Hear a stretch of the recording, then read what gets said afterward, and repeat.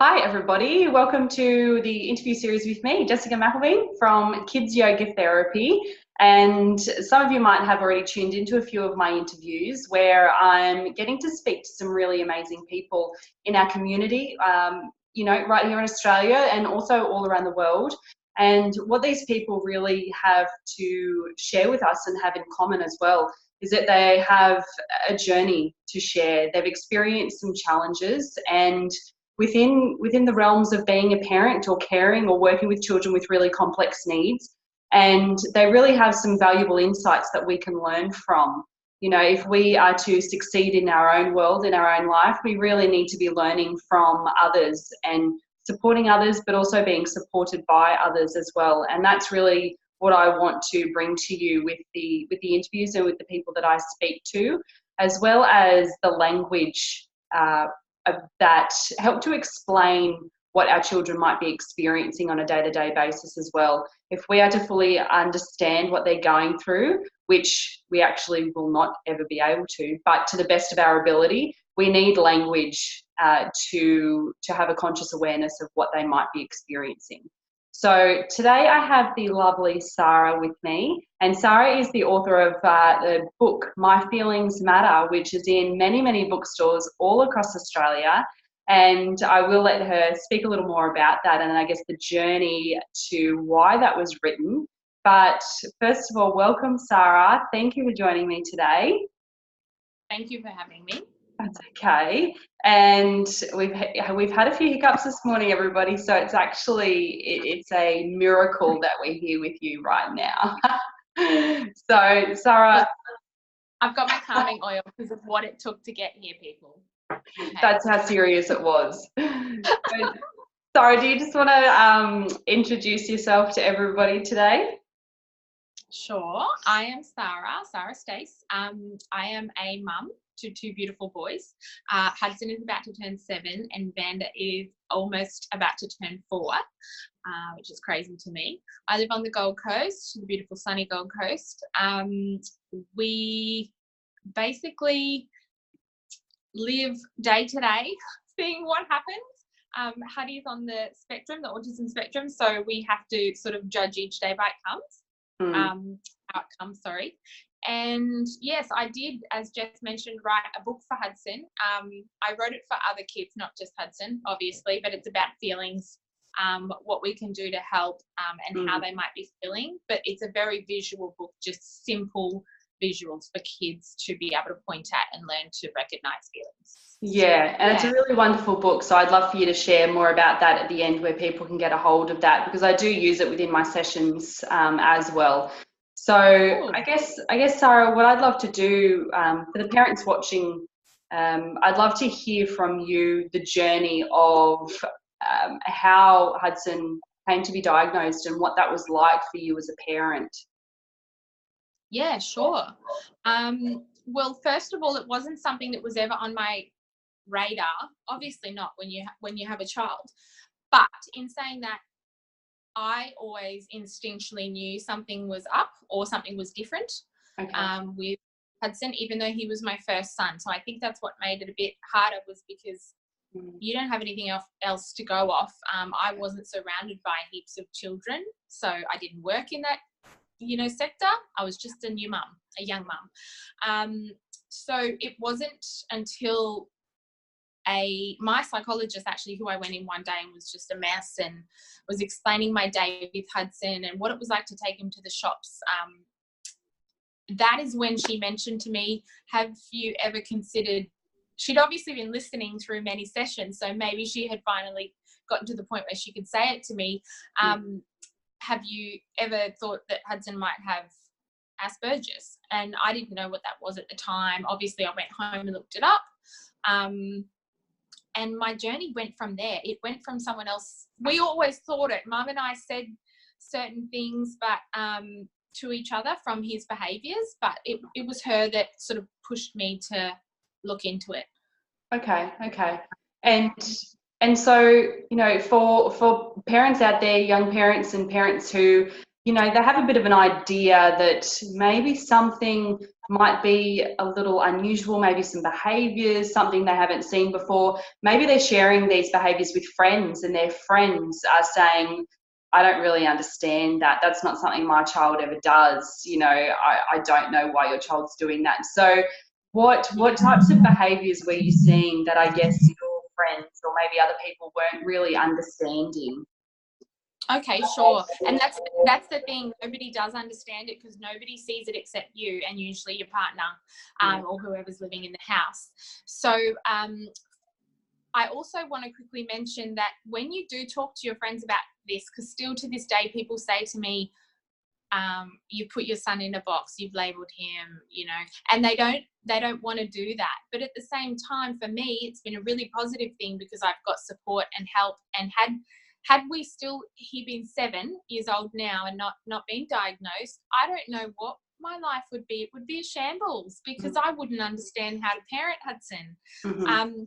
So a lot of the behaviours for me, it actually started when he was a baby. He would have crying fits that would go for about half an hour, an hour. Now, this is normal, babies cry. It's their form of communication.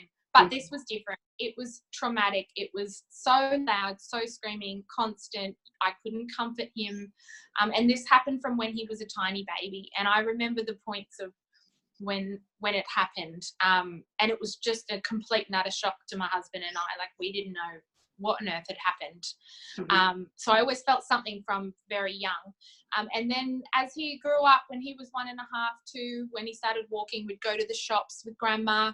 He would actually be obsessing about the vents and the air conditioners and the light fittings and the fire hydrants, like every time. And I was like, that's an air vent. It's an air vent. Like everywhere we went, there was always some kind of fixation of a different kind that was very unique to Hudson. Yeah. That made me, I mean, kids are naturally curious. So I know there's going to be people out there going, yes, he's just interested in vents. But, you know, he was just so intrigued by the weirdest things and he would fixate on them and not move until you told him about what it was about, you know. Mm-hmm. And he would do that with everything. Every time we went out, it was a collection of something, feathers. As I've mentioned that story to my friends sometimes about having to collect things and get every single feather that's at the park or every single nut that's at the park or, you know, like it would become a problem because you couldn't leave. You couldn't leave when you wanted to because he would have a meltdown. Yeah. And it would be like full on. Yeah. So that gut feeling was always there for me. And my mum had it too. She had it too. Yeah. Okay. All right. Okay. And so from there, Sarah, once Huddy was diagnosed, what was the beginning of that journey like for you and your husband? What did that, I guess, bring up? And what did it help or hinder for you both? Yeah, well, we had just moved from the Gold Coast back to Brisbane because I was having another baby. So this all happened when I was pregnant. And I was one of those parents who, it was a relief to me. I actually cried from relief when the therapist that had the long session with him to do the assessment said, yeah, you know, I'm pretty sure he's on the spectrum. And then they sent me back to Lady Cilento Hospital. But I cried and I cried and I called my mum and I was like, you know, this is what she thinks. And it was a relief because then when you start to look at other parents' journeys, they match and you go, oh my God, I wasn't going crazy. The reason he was having toilet problems or smearing poo all over the wall or, you know, things that don't happen in everyday families, like weird, constant messes of shambles of parenting was explained. I had a reason and I could work with it. I wasn't a parent who was just going to give up, but having that early diagnosis was just a huge relief for me. Okay. And it might not be for everybody, but it was for me. Yeah. And so with that, what have been the big learnings for you, Sarah? Because, you know, I've watched you on your Facebook Lives and your business profile, and it is a journey, as you do say to everybody. So what has the journey been like for you? Let's start with the challenges, because there are definitely positives. So we'll finish with that, because we should always finish with positives. But what have been the challenges and the biggest learnings for you over the last few years? The challenges, I could go on and on and on about them. I really could, and I probably couldn't list them all in a video. But I have had to make sure that I've finally come to the point, he's 7, I've finally come to the point of realizing the importance of self-care for my husband and I, and the importance of keeping us two married. Now we are quite strong, but oh my God, having a child on the spectrum, often after they've had a meltdown, it takes everything from everybody in the family, okay, to get through that. So my challenges have actually been existing and surviving and making the best of our situation. We can't just go, like the other day, my friend said, do you want to meet at the beach after school? Hell yes, we're going to the beach. Let's go. Kids, you're going your undies. We don't have a towel. Let's go. Forgetting that I'm spontaneous and Hudson is not. Still at this age, I forget that won't work for him, even though he was so excited. But it ended not pretty. It wasn't nice. Ruined the situation for me. And that, Jess, was when I spoke to you, because we are friends.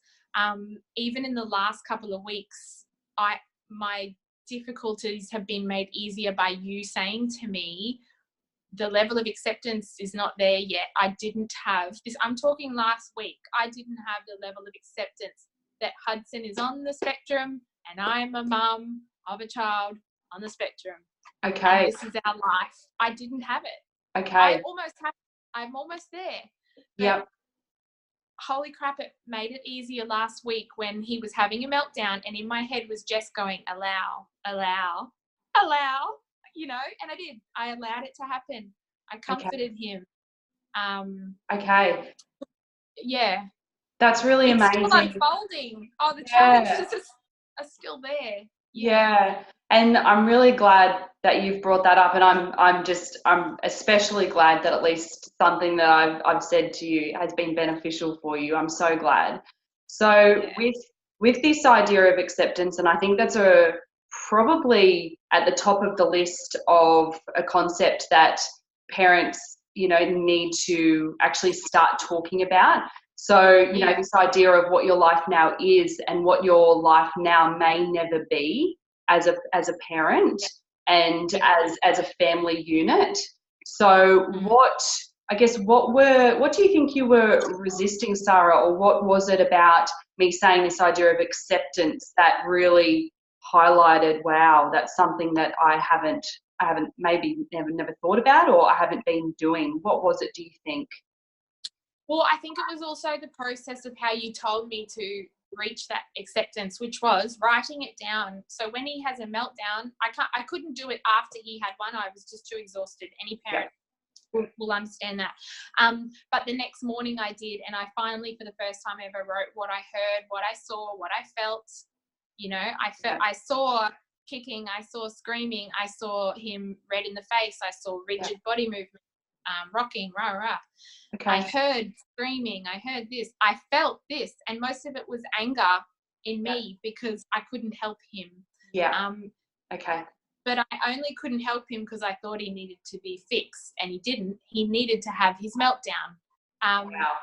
Okay. We'd missed the, what they call, the stage where it goes like this and then it goes like this.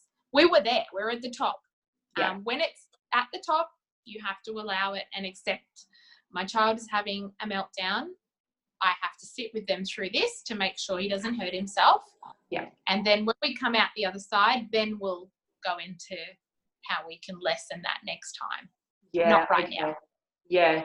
And that's such a powerful exercise. And I think what you just said there with what you noticed that you felt, so that it was anger, and it was mainly because you couldn't fix it and change it in that moment.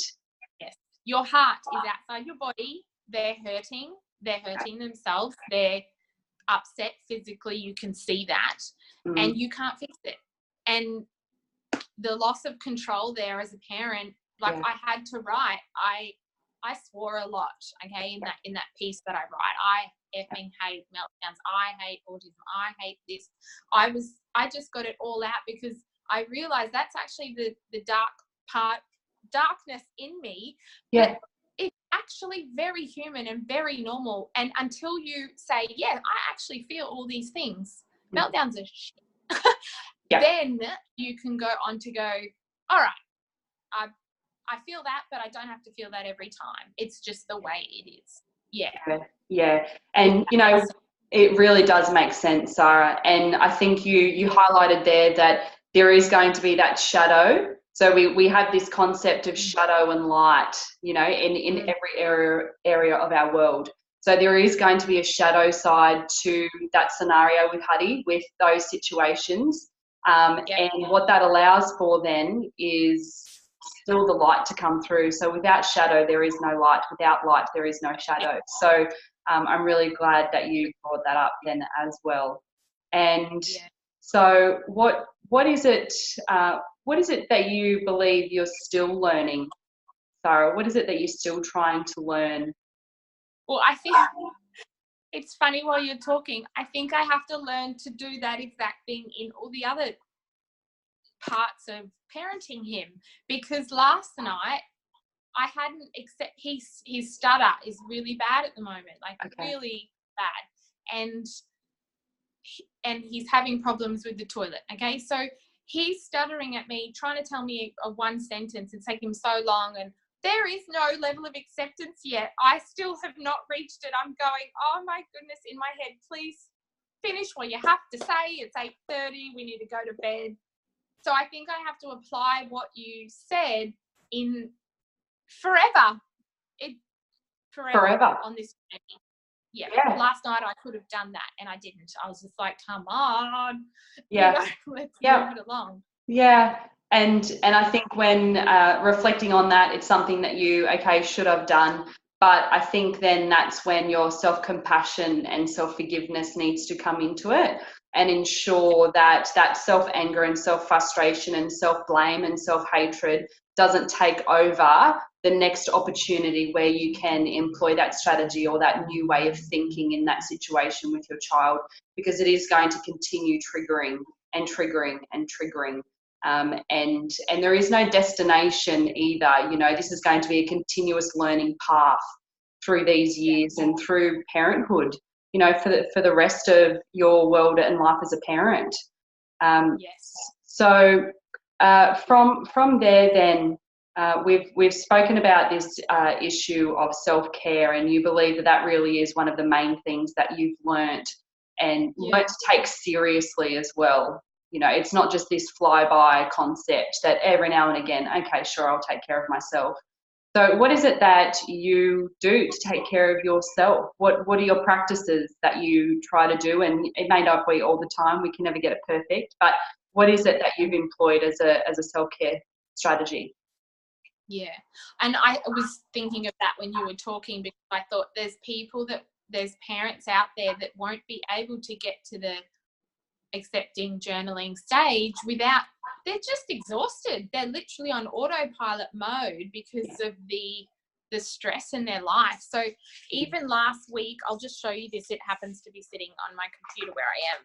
Now, this is a bit funny, but I had a bad day. I was anxious. It was quite a mess. So because my brain was full, I did a brain dump, and it says at the top, family, number 2, meditation, spiritual practices, number 3, physical exercise. I actually put them before job, friends, business, TAFE course. I actually put them at the top because I'm actually a mess without self-care. And I wish I had realised, people said it to me back when he was a baby and when Vander was a baby. It went in one ear and out the other.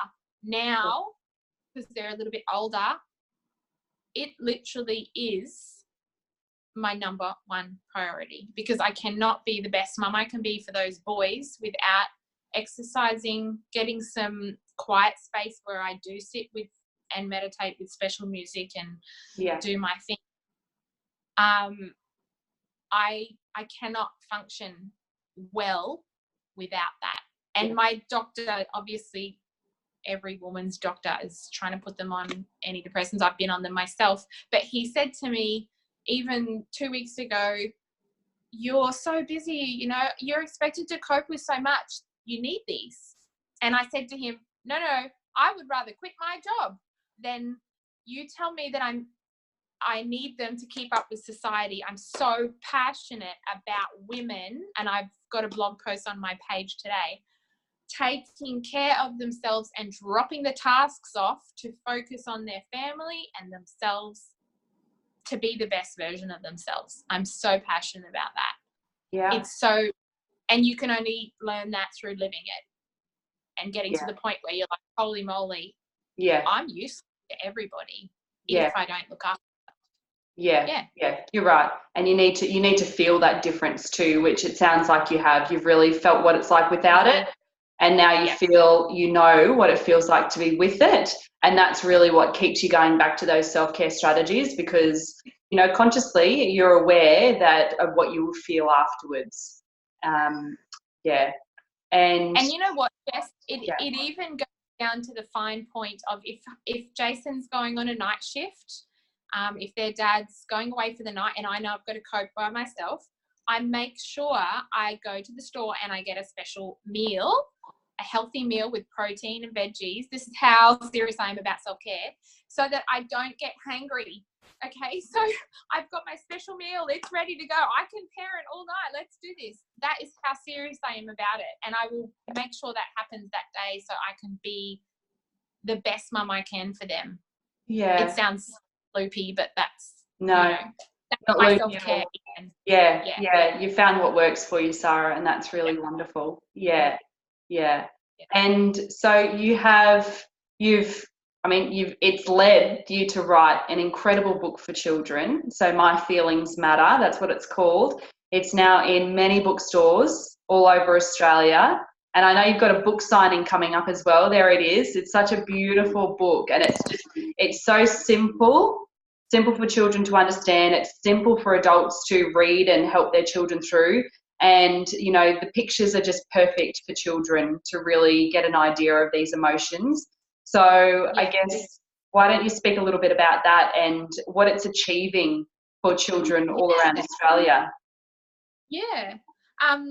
The important thing, because you said the visuals, like, they're super simple. Yeah. But you'll notice there's a white background, and the reason I did that is because a lot of kids on the spectrum, see here, it's just sad and then a white background, was because it is to the point there is nothing on the page distracting them from looking at that cartoon. Often in storybooks, it's explaining feelings and I went about my day and it tells it in a story, but a child can't relate themselves to that. Whereas this book purely is just, can you please point to the picture of what you're feeling right now, and then we'll work through it. The other day, Hudson was so bad, he was at the escalation stage of getting there, and he couldn't talk. He can't talk when he's in that stage. He grunts and he moves like rigidly around, you know. And I just asked him to, like, can you even, sometimes I'll hold it up and I'll say, can you tell me when to stop, or can you hit the page for me? Can you just hit it? Because he can't talk. He doesn't want to. He probably physically can't. But he'll hit the page. And then I go, you're feeling angry. I think you're feeling angry about this. Let's go and hit some stuff. Let's go downstairs and hit stuff, you know, and we'll work through it in our own way. It is hard. That can go for half an hour of me getting out how can you just hit the page of where you're at. Sure. Lots of parents that do not have children on the spectrum or trauma, special needs children, still use the book and rave about it because it's so simple to use. It's just a great guidance tool. Absolutely. And so where can people find your book if they'd like to have a look and purchase it for their own kids? So on my website, www.sarahstace, kidsyogagiftherapy.com. It has a full list of my retailers as well, if you wanted to go into a store and look at it. I've got a Facebook page, Sarah Stace. All the links are on there. And My Feelings Matter book on Instagram. But yeah, you can buy it online. You can buy it in some stores, and I'm very fast with shipping. So yeah, perfect. You're not too far away. Yeah. Yeah. Perfect. Thank you, Sarah. And as promised, I really want to end with the beauty of what it's like to parent Hudson. You know, there is still the unconditional love there, and the beauty and the uniqueness that comes with parenting a child like Hudson. So what has been the most beautiful gifts that Hudson has brought to yourself and your husband? I think when you said that, the first thing I thought of is, and I've got like tears in my eyes, when he says something to you that's loving, or when he comes in for a hug, even though he does the back hugs, he goes like this. I'm trying to teach him to do a front hug. Like, people hug like this, Hudson, not like this. He means it. Yeah, he means it. What comes out of his mouth. If he often used to call me his beautiful rainbow love heart, or his rainbow lorikeet, and I was like, oh. He means what he says to you. Yeah. And he's one of the fabulous things, he's a rule stickler. It's brilliant. He sticks to the rules. He loves rules. So he doesn't play up at school and stuff. It's great. Okay. Yeah, he's very honest, and he's very he is inquisitive, and he is so funny. Like, he's the funniest dancer ever. You know, there's just so many wonderful things about him. Yeah. Any parent will say, if you've met one child on the spectrum, you've met one child on the spectrum, because they are individuals. So yeah, absolutely they are. Yeah.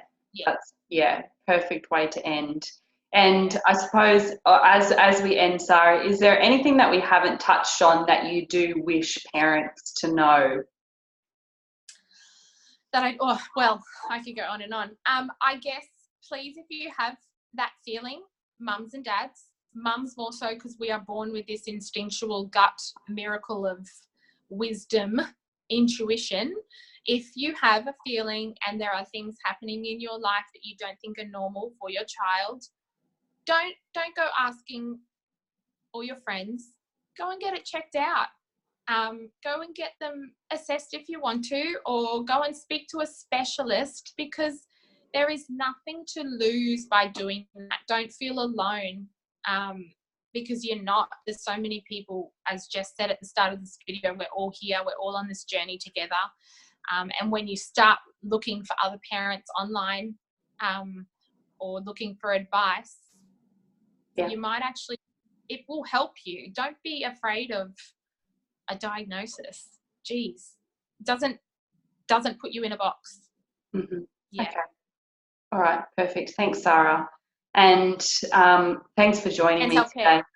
Self-care. Yes, absolutely. Yeah. I think we need to make a bumper sticker or something, don't we? Yeah. So thank you so much, everybody, for joining us. And if you do want to reach out to Sarah or myself, then please do.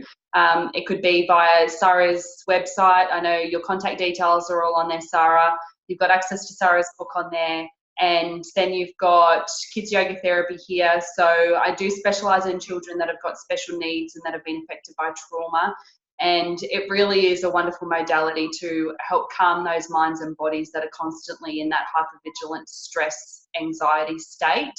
Really important to start having those habits come into your home and into your child's world from a really early age. So kidsyogatherapy.com.au is where you'll find some information, and then I'm here on the Facebook page. So thank you, everybody. And I know if you're anything like me, I know that what Sarah has said today has been a wealth of insights and really important information. So thank you, Sarah. Thank you. Bye.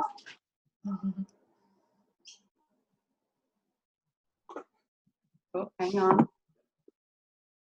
Hang on, everyone. There we go.